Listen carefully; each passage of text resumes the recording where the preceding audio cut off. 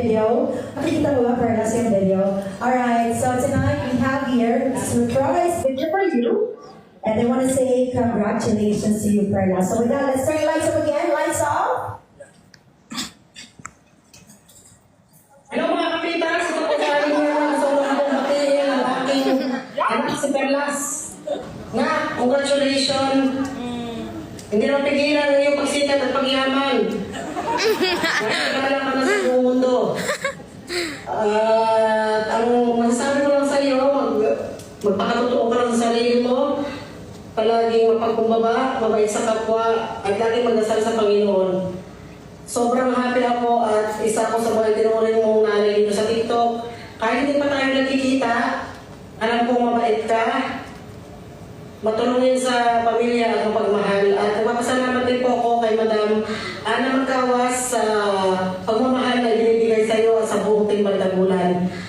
At syempre gusto ko rin pong samantalahin ang pagkakataong ito upang magpasalamat at saludo po ako sa inyo, Madam Ana Magkawas, dahil hindi lang po negosyo ang iniisip ninyo, yung magkaroon ng maraming pera, kundi iniisip nyo rin po ang pagtulong sa mga kapwa, lalo na po kami mga maliliit na content creator, napapansin po ninyo, natutulungan po ninyo.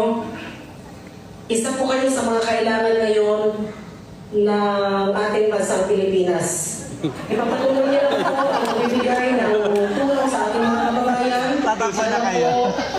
Lumaki na po ang inyong negosyo, magkaroon po kayo ng maraming pera at isa po sa matulong ng dito po ako ngayon sa South Korea. Sa lahat po ng mga staff ko ni Madam Ana Magkawas, saludo po ako sa inyo. At sa lahat po ng mga sumusuporta sa aming Team Bardagulan, maraming salamat. Ayan, once again, let's add in here now from Bardagulan family. But wait, Perlas, there's more. Another congratulatory video for you. Let's watch this.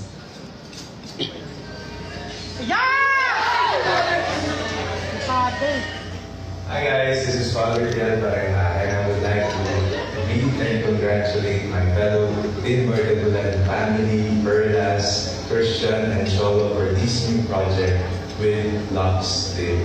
I may not be able to attend physically, but I would celebrate spiritually. And also best regards to Miss Ana Magkawas and to all Luxers worldwide. Go Team Bardagulan Lux!